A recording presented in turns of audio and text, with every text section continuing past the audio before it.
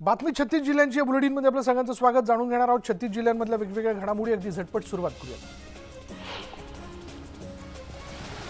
गुहागरमध्ये पावसाने कहर केलाय. मुसळधार पावसाचा शृंगारतळी बाजारपेठेला तडाखा बसला. बाजारपेठेत सर्वत्र पाणी झाल्यानं व्यापारी हैराण झाले.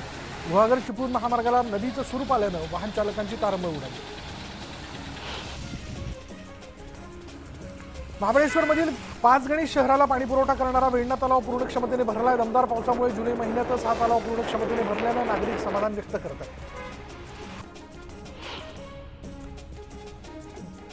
सिंधुदुर्गात पावसाने दमदार हजेरी लावलेली आहे.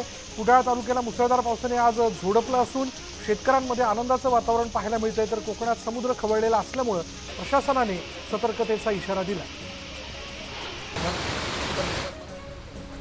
रत्नागिरीत 2 दिवसांच्या विश्रांतीनंतर रिमझिम पावसानं सुरुवात केली. अधूनमधून पावसाच्या मोठ्या सरीही कोसळताना दिसत आहेत.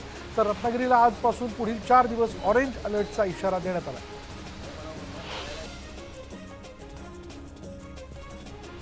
रत्नागिरीच्या चिपळूणमधील DBJ कॉलेजची संरक्षक भिंत कोसळली आणि या दुर्घटनेत विद्यार्थ्याचा मृत्यू झाल्यानं उबाटा पक्ष आक्रमक झाला. हायवेच्या कामाशी चौकशी करा अन्यथा आंदोलन करू असा इशारा त्यांनी दिला. कोकण किनारपट्टीला आज पावसाचा ऑरेंज अलर्ट जारी करण्यात आला. पुढील 4 दिवस मुसळधार ते अतिमुसळधार पाऊस कोसळणार असल्याचा अंदाज हवामान खात्यानं वर्तवलाय. मच्छीमारांनी समुद्राकडे जाऊ नये असा इशारा प्रशासनाने दिला.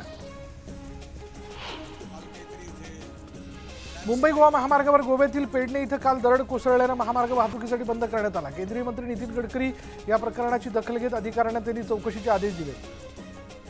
कामात ज्या त्रुटी असतील त्या दुरुस्त करून योग्य ती चौकशी केली जाईल.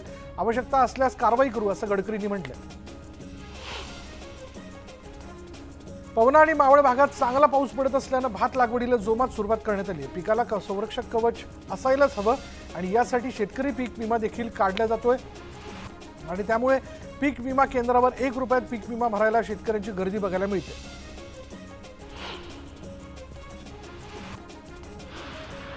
राज्यात पुढील 5 दिवस मुसळधार पावसाची असून किनारपट्टीवर बहुतांश ठिकाणी तर घाटमाथ्यावर तुरळक ठिकाणी हलक्या ते मध्यम स्वरूपाच्या पावसाचा अंदाज हवामान विभागाने वर्तवला.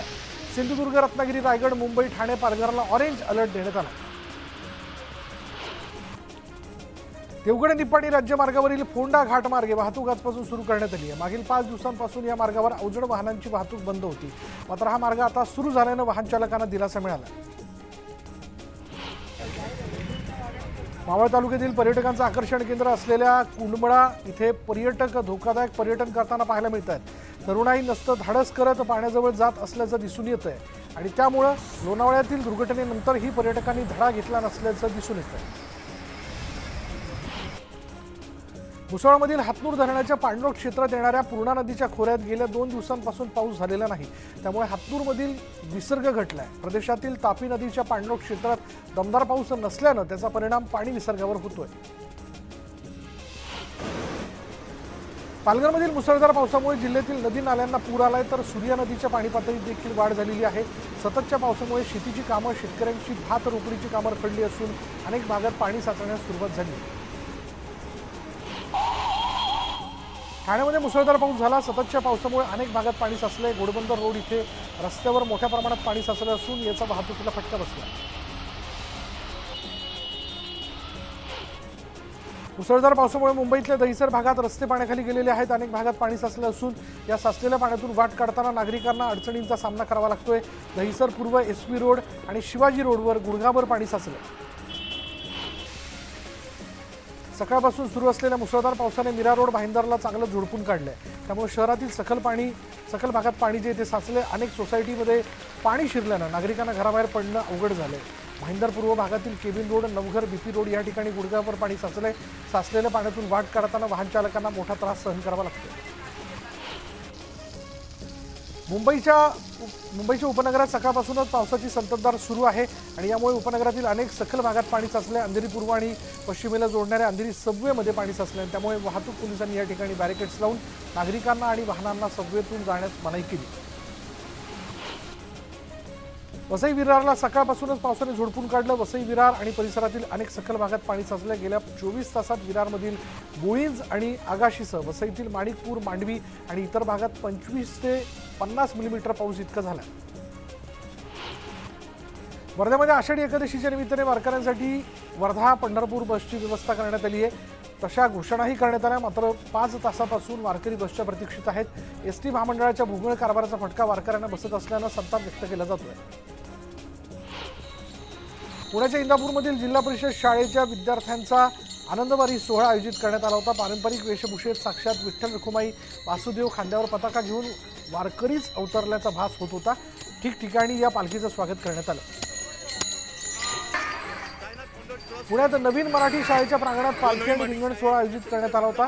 विद्यार्थी-विद्यार्थिनींनी हाती भगवा ध्वज, टाळ, चिपळ्या गळ्यात, तुळशीच्या माळा, डोक्यावर तुळशी वृंदावन घेत टाळ मृदुंगाच्या ठिक्यावर ताल धरला. पायी चालतो मी वारी अशी माझ्या विठुरायाची पंढरी असा गजर करत शंखनादही करण्यात आला. शालेय पोषण आहारासाठी आणलेल्या भाजीपाल्यात चक्क अळ्या आणि किडे आढळल्याचा धक्कादायक प्रकार समोर आलाय. जालन्यातल्या जाफराबाद तालुक्यातील सातेफळ जिल्हा परिषद शाळेत हा प्रकार घडला आणि त्यानंतर पालकांनी संताप व्यक्त केला. ग्रामस्थांनी मुख्याध्यापकाला धारेवर धरले. सोलापुरातील महिला शासकीय रुग्णालयात एका गर्भवती महिलेला रात्रभर जमिनीवर झोपवल्याचा धक्कादायक संतापजनक प्रकार उघडकीस आलेला आहे आणि याबाबत महिलेच्या नातेवाईकांनी जाब विचारला असता परिचारिकेने अरेरावी केल्याचा आरोप महिलेच्या नातेवाईकांनी केला. संबंधित परिचारिकेवर तात्काळ कारवाई करा अन्यथा आंदोलन करू असा इशारा राष्ट्रवादीच्या कार्यकर्त्यांनी दिला.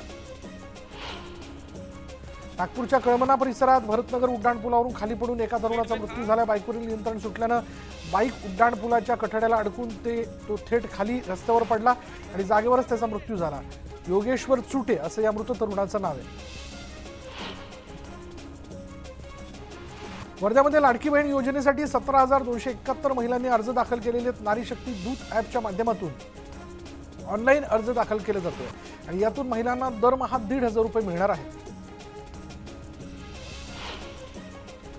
वाशिम जिल्ह्यात मोठ्या प्रमाणावर दूध उत्पादन होतं. मात्र हे दूध विकण्यासाठी वाशिमची शासकीय दूध डेअरी सुरू नसल्यानं पशुपालकांना खासगी दूध डेअरीवर दूध विकावं लागतं.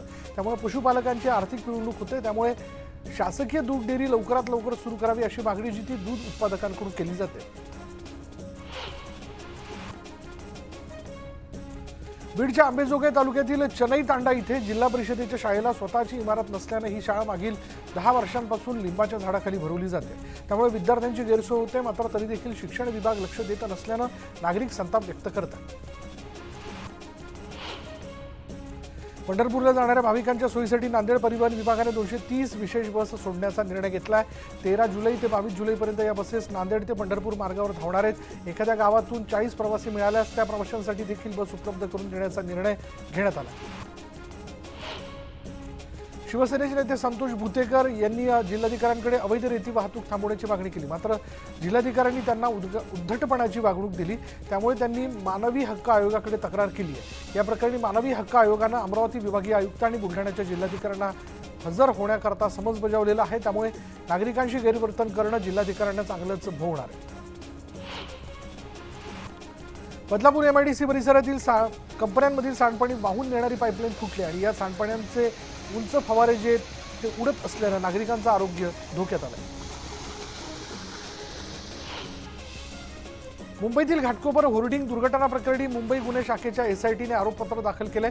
3,299 पानांच्या या आरोपपत्रात भावेश भिंडे, जान्हवी मराठे, सागर पाटील आणि रामकृष्ण संधू या 4 आरोपींची नावं आहेत. दंगल घडल्यास त्यावर नियंत्रण आणण्याकरता अकोला पोलीस दलात नव्यानं अत्याधुनिक वज्रवाहन दाखल झालेलं आहे. या वाहनाच्या माध्यमातून जमावाला नियंत्रित करण्यासाठी अश्रुधुराचा वापर करता येणार आहे. इंदोर इथे राष्ट्रीय ड्रायव्हिंग स्पर्धेचं आयोजन करण्यात आलं होतं आणि या स्पर्धेत सोलापूरच्या श्रावणी सूर्यवंशी हिनं महाराष्ट्राचं प्रतिनिधित्व केलं आणि यावेळेस तिनं 2 गोल्ड मेडल आणि 1 सिल्वर मेडलसह 2024ची चॅम्पियन ट्रॉफी देखील पटकावली. क्रिकेटप्रमाणे देशासाठी मेडल मिळवणाऱ्या सर्व खेळाडूंबरोबर हँडिकॅप खेळाडूंनाही एकसारखं बक्षीस मिळालं पाहिजे अशी मागणी पद्मश्री मुरलीकांत पेटकर यांनी केली. अहमदनगरमध्ये मोहरमच्या निमित्तानं इमाम हसन आणि इमाम हुसेन यांच्या स्वारीची कोठला आणि मंगलगेट हवेली इथे स्थापना करण्यात आली.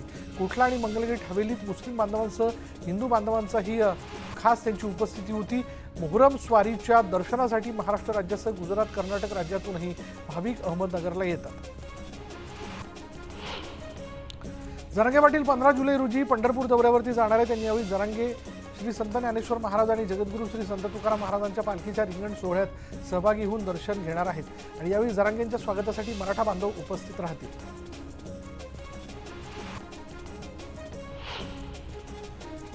सरकारने जनतेला त्रास देऊ नये, मराठ्यांचा रोष सरकारला परवडणारा नाही असा इशारा मनोज जरांगेंनी दिला. मी टीका करत नाही, सरकारला सावध करतोय की आरक्षणाचा प्रश्न न सुटल्यास 288 उमेदवार 100% पाडू असंही जरांगे म्हणाले.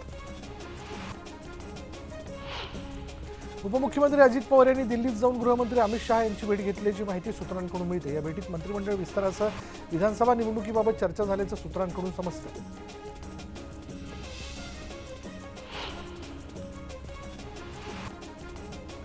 बारामतीत उद्या राष्ट्रवादीनं जनसन्मान महामेळाव्याचं आयोजन केलं आणि या मेळाव्याच्या माध्यमातून अजित पवार बारामती शक्ती प्रदर्शन करणार आहेत. तर यावेळी विधानसभेच्या पार्श्वभूमीवर अजित पवार बारामतीमधूनच रणशिंग फुंकणार असल्यानं जोरदार तयारीला सुरुवात करण्यात आली.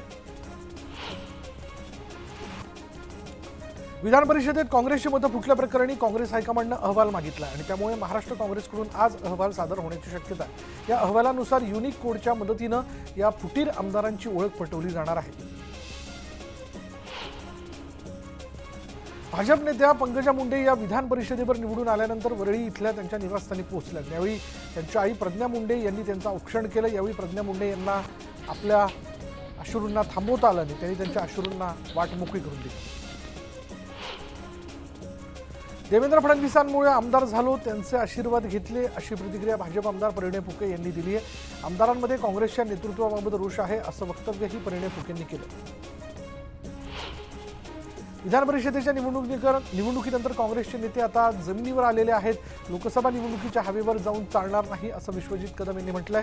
लोकसभेची निवडणूक आणि विधानसभेच्या निवडणुकीमध्ये मोठा फरक असतो आणि त्यामुळे महाविकास आघाडीला विधानसभेच्या निवडणुकीसाठी फार मेहनत घ्यावी लागेल असा सल्ला काँग्रेसचे माजी मंत्री विश्वजित कदम यांनी महाविकास आघाडीच्या नेत्यांना दिला.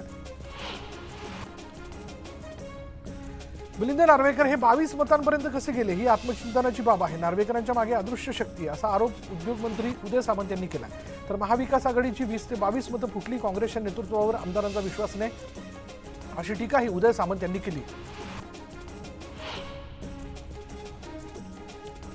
निवडणुकीत मोठा घोडेबाजार झालाय असं मोठं विधान शेकापचे जयंत पाटील यांनी केलंय. तर निवडणूक हरलो म्हणून महाविकास आघाडी आणि शरद पवारांची साथ सोडणार नाही असा विश्वासही त्यांनी व्यक्त केला.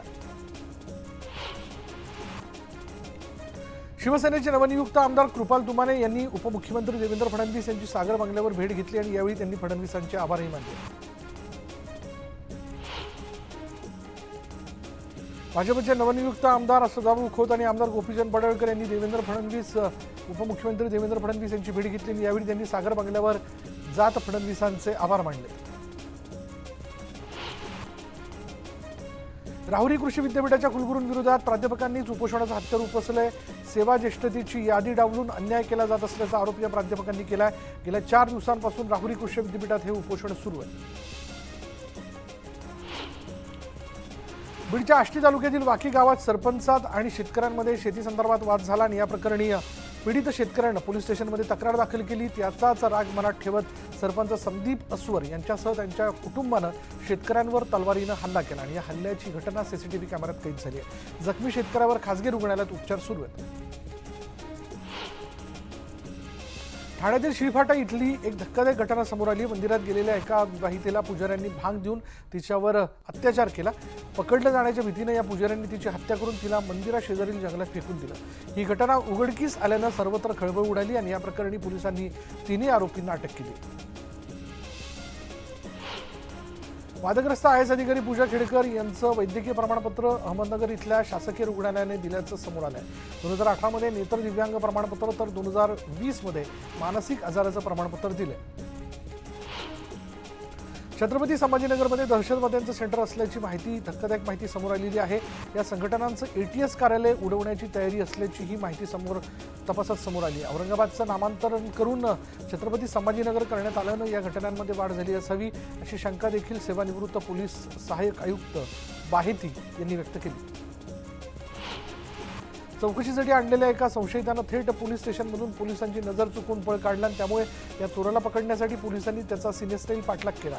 यात एक पोलीस कर्मचारी जखमी झाला। मात्र तिथे उपस्थित असलेल्या माध्यमाच्या प्रतिनिधीनं मोबाईलमध्ये सर्व प्रकार शूट केला आणि त्यामुळे राग आलेल्या पोलिसांनी त्यांचा मोबाईलही हिसकावून घेतला।